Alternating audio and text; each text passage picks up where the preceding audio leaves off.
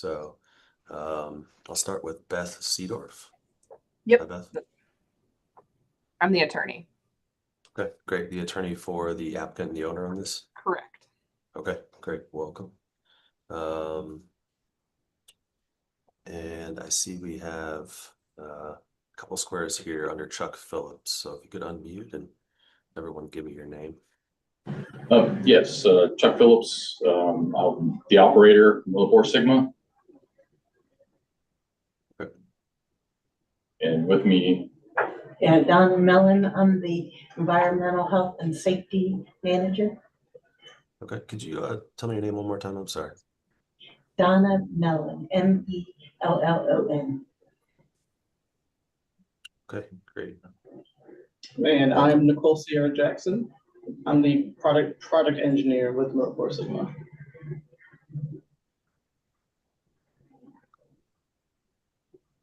Okay. Welcome, everyone. Are we expecting anyone else on the applicant owner side to be joining us here today? I think this is it. Okay, great. Let's go ahead and get started. We also have Wes Menzel here from the City Planning Department. Welcome, Wes. Good morning. All right. I need to read through our hearing script. This is just going to cover the procedure for the hearing, and then we'll begin. So this is the September 3rd, 2025 session of the Zoning Hearing Examiner docket. My name is David Sturkey. Again, I'll be presiding over the hearing today. The case before us is case number ZH20250081. That's 2951 Highland Drive. The purpose of this hearing is to allow applicants and any other parties to testify and to offer and refute evidence and testimony. This hearing will follow the rules found in the zoning code and the supplemental rules of the zoning hearing examiner. All testimony and evidence that an applicant or any other party wishes to offer must be presented at this hearing. The hearing will proceed as follows. The applicant, the applicant's attorney, or the applicant's agent will first present the applicant's case. For our purposes here today, I'll allow Ms. Seedorf, if you'd like to take the lead. I'm pretty liberal on how you want to orient this presentation. If you want to make some opening comments, you can do that. You can turn it over to your clients. You can sort of direct examine and sort of ask them questions if you would like. It's really up to you how you want to present the case here. Generally, people talk about background on the project, what exactly it is that you're proposing, the relief that's required to complete the project, and then, of course, why you think that relief is appropriate. So I'll allow all of you to speak at that time. If we did have anyone here from the general public, they would have an opportunity to speak after the applicants have presented their case. I'll turn it over after that to Mr. Menzel. I'll allow him to provide any testimony in addition to his staff report. In the event that any party testifies or offers argument in opposition to this application, the applicant will have an opportunity to respond to that testimony that was offered in opposition. And then finally, the applicant will have an opportunity to make any closing statements. After all presentations have been made, I will close the hearing. Decisions may be expected within 2 weeks. I may limit or exclude any testimony that I deem irrelevant or outside the scope of the application being considered today. I may limit any speaker or interrupt any speaker to ask questions or to make any comments. In the event of any technical difficulties with the Zoom technology, I'll do my best to troubleshoot those issues on the fly. But to the extent there's some defect that prevents us from meaningfully going forward with this hearing, I may continue or postpone the hearing at my discretion. Okay. And I'm just getting over a cold, so if I'm coughing a little bit through this hearing, I apologize in advance. The last thing I need to do here is just swear in all of our witnesses. So anyone that intends on providing any testimony, making any comments, really doing anything other than just strictly observing, the zoning code requires that I swear you in. So if that's you, and if you are not an attorney, if you could go ahead and take yourself off of mute, raise your right hand. I'll need everyone to answer out loud. Do you swear or affirm that the testimony you shall provide will be the truth, the whole truth, and nothing but the truth? Yes. I do. Yes. Yes. Okay, thank you all. All right, Ms. Seedorf, if you're ready, the floor is yours. Awesome. Well, good morning, everyone. My name is Beth Seedorf, and I'm an attorney at Vorey, Sater, Seymour, and Pease. Our firm represents the applicant, which is EMD Millipore Corporation, and I'm joined today again by Chuck Phillips, Donna Mellon, and Nicole Sierra Jackson on behalf of the applicant. They'll be able to answer your questions as well. So the applicant is requesting 2 variances. First, a variance from section 1421-03A to allow for the construction of 18 27-foot tall storage tanks, which we'll refer to as the tank farm, in the side yard of the property located at 2951 Highland Drive. Second, variance from section 1421-03A to allow for the construction of a 20 by 20 foot electrical building on the side yard of the property, which we'll refer to as the electrical building. Section 1421-03A states the accessory structures are not permitted in a front yard or a side yard. So the property here has a unique shape and boundary, which is the main reason for the requested variances. The property is shaped like an upside down triangle, with the base of the triangle, like the widest part of the property being to the north of the front yard. And the property tapers to a point in the south or rear yard and is bounded by a railroad to the east. To the west is the remainder of the plant. The property's western property line is also the corporate line between the city of Cincinnati and the city of Norwood. As I'll describe in more detail, the only place to build the tank farm and electrical building based on the shape of the property is the side yard.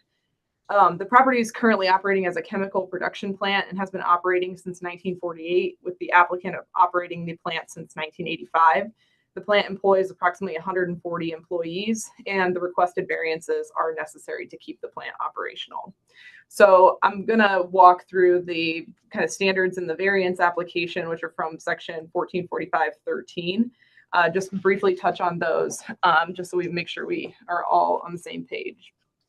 So with respect to zoning and guidelines, the tank farm and electrical building will support the industrial use of the property as a plant, which is appropriate for the manufacturing general zoning district and will otherwise conform to the underlying zoning district regulations.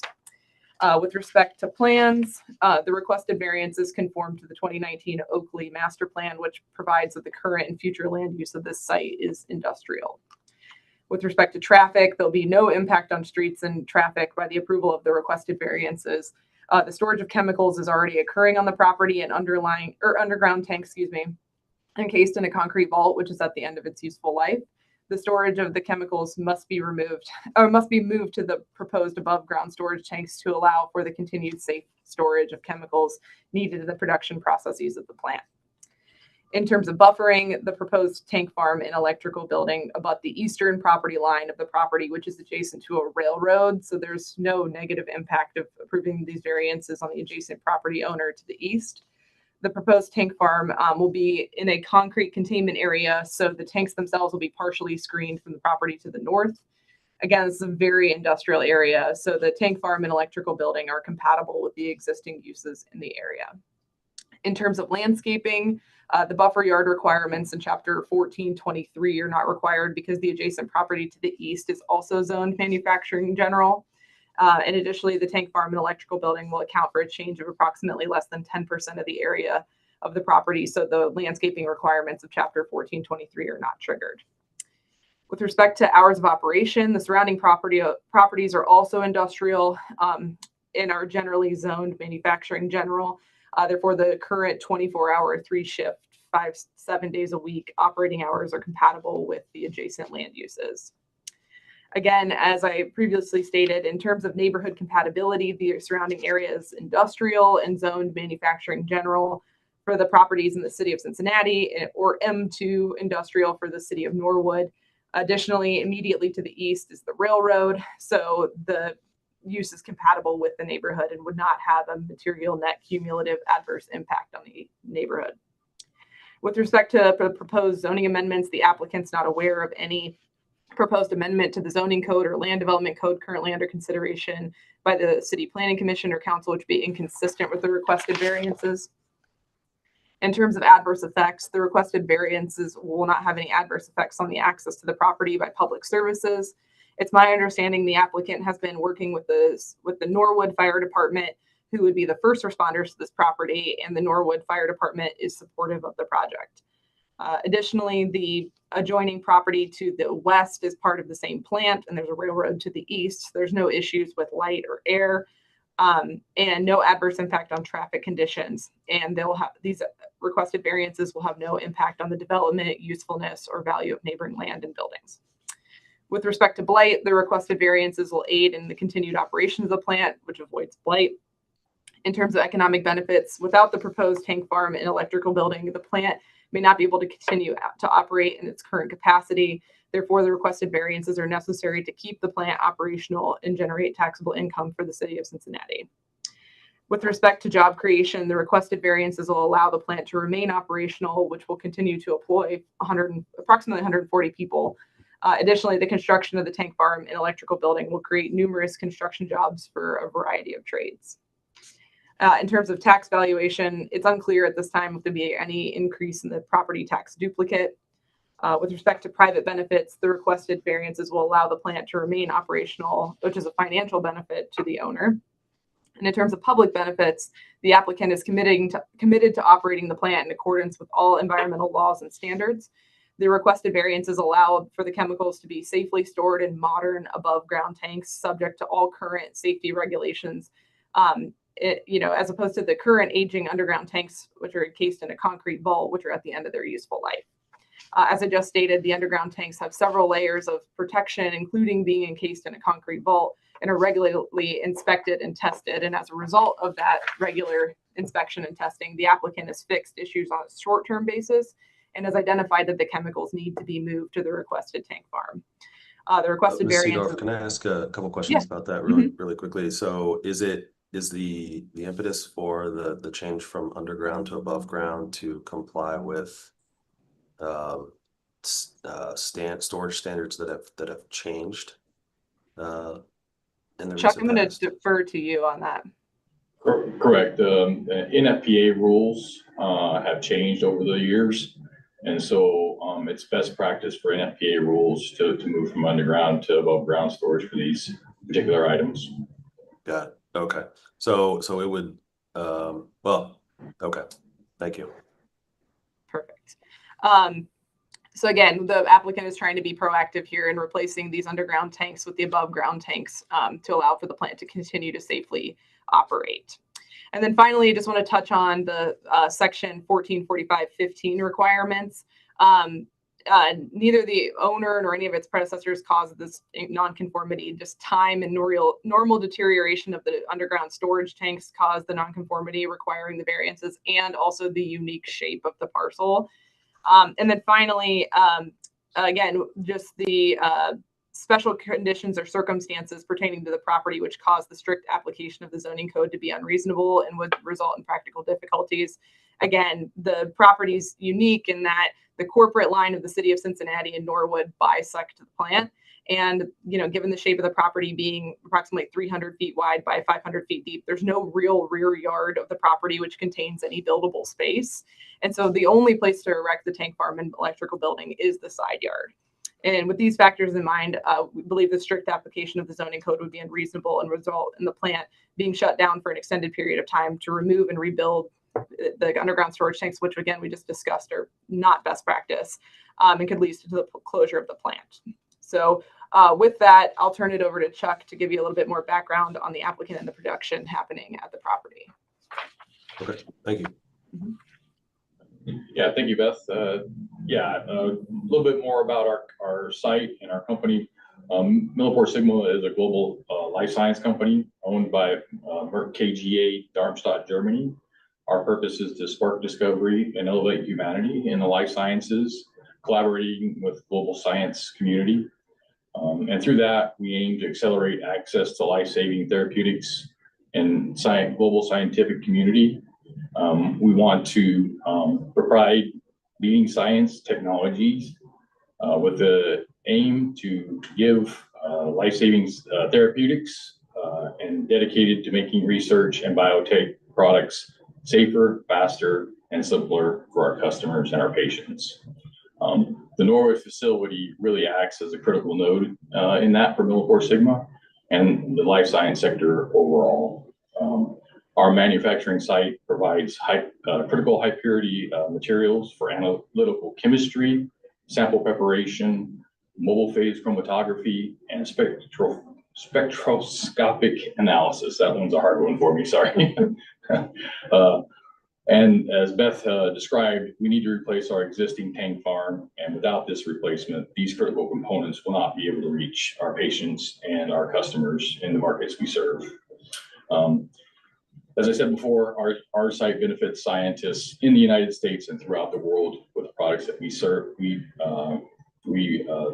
provide, and the researchers developing life-saving medicines and therapies Millipore locally supports more than 140 jobs, and 60% of those are union jobs with the local Teamsters 100 union. We are committed to sustainable operations by continuously improving our site's use of natural resources.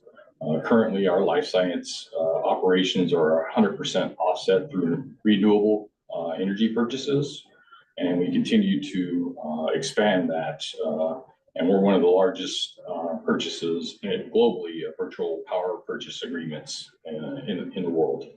So our company continues to expand that as well. So we're very sustainable operations. So we're committed to the site, to the community, and our employees have opportunities and the skills necessary to meet our customers' needs and demands. And this is a very important project for us to continue that operation.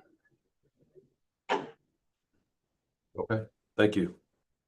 Did anyone else in the room there want to offer anything at this time? Okay. All right, well, let's turn it over to Mr. Munzel. Mr. Munzel, is there anything you wanted to add to the discussion here? Good morning. Good morning. I do not have any additional comments beyond the staff report. Okay, and the recommendation from the staff report is approval Yes. for both, correct? Yes, approval of both requests. Okay, great. Ms. Seedorf, I'll turn it back over to you. Is there anything you wanted to say in response to Mr. Phillips' comments or the staff report or at closing or otherwise before we adjourn here today?